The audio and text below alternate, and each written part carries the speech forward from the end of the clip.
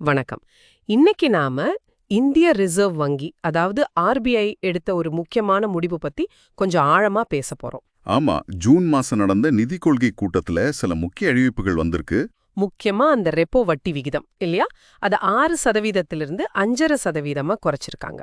அதாவது ஒரு 50 அடிப்படை புள்ளிகள். அதே நேரம் ரொக்க இருப்பு விகிதம் சிஆர்ஆர்னு சொல்வோமே, அதையும் குறைச்சிருக்காங்க. 100 அடிப்படை புள்ளிகள் குறைச்சு இப்போ 3% ஆக்கியிருக்காங்க. அப்படியா? இது இந்த வருஷத்துல 3வது தடவையா வட்டி குறைக்கிறாங்கன்னு நினைக்கிறேன். பிப்ரவரியில இருந்து பார்த்தா ஒரு 100 பாயிண்ட்ஸ் குறைஞ்சிருக்கு.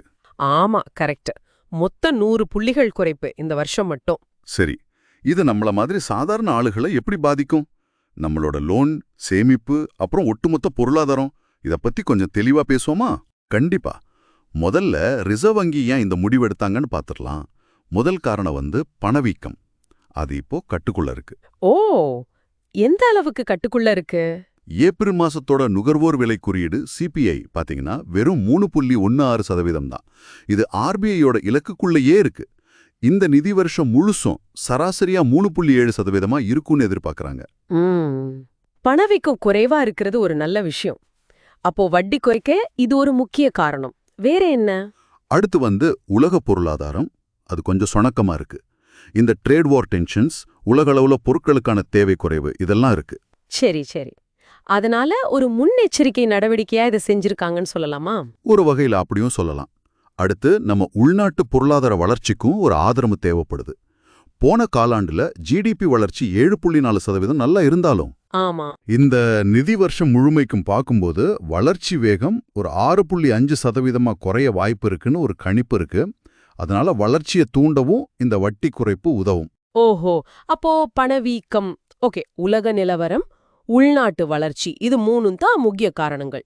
சரி, இதுல நமக்கு என்ன நேரடி பயன்? முக்கியமா இஎம்ஐ குறையும் சொல்றாங்களே.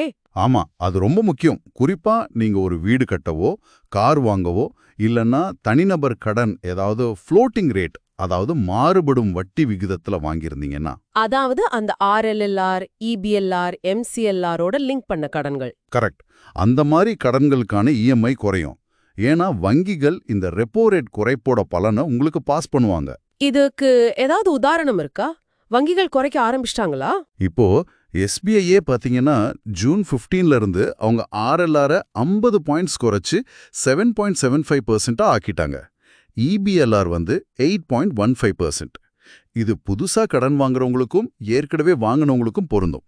அப்போ 1 கோடி ரூபாய் வீட்டுக்கடன் இருக்குன்னு வச்சுவிட்டா மாசம் ஒரு 4000 5000 ரூபாய் வரைக்கும் கூட மிச்சமாக வாய்ப்பு இருக்கு இல்லையா? இது பெரிய உதவிதான். நிச்சயமா, இது நிறைய குடும்பங்களுக்கு ஒரு நல்ல சேமிப்பு. அது மட்டும் இல்ல, வீட்டுக்கடன் வட்டி குறையும் போது ரியல் எஸ்டேட் துறைக்கு ஒரு ஊக்கம் கிடைக்கும். வீடு வாங்க நினைக்கிறவங்களுக்கும் இது நல்ல நேரம். குறிப்பா அந்த 2ஆம் 3ஆம் நிலை நகரங்கள்ல வீடு வாங்குறது அதிகரிக்கலாமோ? ஆமா, வாய்ப்பு இருக்கு. அதே மாதிரி சிறு குறு தொழில் பண்ற எம்எஸ்எம்இகளுக்கு இது ஒரு நல்ல விஷயம். அவங்களுக்கு கடன் கிடைக்கிறது கொஞ்சம் சுலபமாகும். முதலீடு, உற்பத்தி, வேலைவாய்ப்பு இதெல்லாம் அதிகரிக்க இது உதவும். அந்த சிஆர்ஆர் குறைப்பு பத்தியும் சொன்னீங்களே, அது எப்படி உதவும்? சிஆர்ஆர் குறைச்சதால வங்கிகள் கிட்ட அதிகமா பணம் புழக்கத்துல இருக்கும். அப்படி அதிக பணம் இருந்தா அவங்க இன்னும் கொஞ்சம் தாராளமா கடன் கொடுக்க முன் வருவாங்க. அதுவும் பொருளாதார வளர்ச்சிக்கு உதவும். சரி, இப்போ கடனாளிகளுக்கு நல்ல காலம் தெரியுது. ஆனா இதுல இன்னொரு பக்கம் இருக்குமே, சேமிக்கிறவங்க ஃபிக்ஸட் டெபாசிட்ல பணம் போட்டவங்களுக்கு என்ன நிலைமை? ஆமா, நீங்க சரியா அந்த பக்கத்தையும் பாக்குறீங்க. இது சேமிப்பாளர்களுக்கும் கொஞ்சம் வருத்தமான செய்திதான். வங்கிகள் ஏற்கனவே சேமிப்பு கணக்குக்கான வட்டியை குறைக்க ஆரம்பிச்சிட்டாங்க. அப்படியா? எவ்ளோ குறைச்சிருக்காங்க? இப்போ எஸ்பிஐ பாத்தீங்கன்னா 2.5%, ஹெச்டிஎஃப்சி, ஐசிஐசிஐலாம் 2.75% அந்த ரேஞ்சில சேமிப்பு கணக்கு வட்டி இருக்கு. ஃபிக்ஸ்டு டெபாசிட் அதாவது எஃப்டி வட்டியும் குறைய ஆரம்பிச்சிருக்கு. ஒரு 25லேருந்து 70 அடிப்படை புள்ளிகள் வரைக்கும் குறைக்க வாய்ப்பு இருக்கு. ஐயோ, அப்போ எஃப்டியை நம்பி வருமானத்துக்கு இருக்கிறவங்களுக்கு, குறிப்பா சீனியர் சிட்டிசன்ஸ்க்கெல்லாம் வருமானம் குறையுமே. ஆமா, அது உண்மைதான். அவங்க வருமானம் குறையும். இது அவங்கள வேற முதலீட்டு வழிகளை தேட வைக்கும். எஃப்டி மட்டும் இல்லாம ஒருவேளை மியூச்சுவல் ஃபண்டு, பங்குச்சந்தைன்னு கொஞ்சம் ரிஸ்க் எடுக்க யோசிக்கலாம். அப்போ பங்குச்சந்தைக்கு இது ஒரு பாசிட்டிவான விஷயமா? பொதுவா வட்டி விகிதம் குறையும் போது கடன் வாங்கி தொழில் செய்யற கம்பெனிகளுக்கு லாபம் அதிகம் கிடைக்கும்னு ஒரு எதிர்பார்ப்பு வரும். அது பங்குச்சந்தைக்கு சாதகமா அமையலாம். அதே போல பாண்ட் மார்க்கெட்லயும் முதலீடுகள் அதிகரிக்க வாய்ப்பு இருக்கு. சரி, அப்போ சுருக்கமா சொல்லணும்னா, கடன் வாங்குறவங்களுக்கு இது ஒரு நல்ல செய்தி. இஎம்ஐ குறையும், புதுசா கடன் வாங்குறது சுலபமாகும். ஆனா சேமிக்கிறவங்களுக்கு எஃப்டி வட்டி குறையும், அவங்க வேற வழிகளை யோசிக்கணும். மிக சரியா சொன்னீங்க. இதுதான் இதோட 2 பக்கங்கள். இதுல நம்ம கவனிக்க வேண்டிய விஷயம் ஒன்னு இருக்குமே, ஆர்பிஐ குறைச்சாலும் நம்ம பேங்க் நமக்கு எப்போ அந்த பலனை கொடுக்குங்கிறது. ஒரே எஃப்டில போடாம வெவ்வேறு கால அளவுல பிரிச்சு போடுறது, அதாவது லேடரிங் பண்றது ஒரு உத்தி. அல்லது உங்க ரிஸ்க் எடுக்கும் திறனுக்கு ஏத்த மாதிரி வேற பாதுகாப்பான முதலீட்டு வழிகளையும் யோசிக்கலாம். எதிர்காலத்துல இன்னும் வட்டி குறையுமா? ஆர்பிஐ ஏதாவது சிக்னல் கொடுத்திருக்காங்களா? இப்போதைக்கு ரிசர்வ் வங்கி கொஞ்சம் இடைவெளி விடலான்னு தான் தோணுது. அவங்க பணவீக்கம் எப்படி போகுது, பொருளாதார வளர்ச்சி எப்படி இருக்குன்னு தொடர்ந்து கண்காணிப்பாங்க. அதை வச்சுதான் அடுத்த முடிவு இருக்கும். இப்போதைக்கு இன்னும் குறைப்பதற்கான வாய்ப்புகள் கம்மின்னு தான் சொல்றாங்க.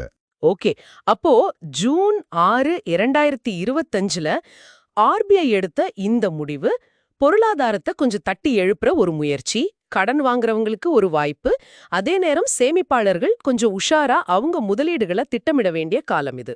ஆமா. இறுதியா நீங்க யோசிக்க வேண்டிய ஒரு விஷயம், இந்த மாதிரி வட்டி விகிதங்கள் மாறும்போது உங்க பணத்தை எப்படி முதலீடு செய்ய போறீங்க, உங்க நீண்டகால நிதி இலக்குகளை இது எப்படி பாதிக்கும். இது வெறும் வட்டி குறைப்பு பற்றிய செய்தி மட்டும் இல்ல, உங்க நிதி எதிர்காலத்தை மறுபரிசீலனை செய்ய இது ஒரு நல்ல வாய்ப்பு. அருமையான கருத்து. இத பத்தி நீங்களும் யோசிங்க. இன்றைய கலந்துரையாடல் இதோட நிறைவடைகிறது.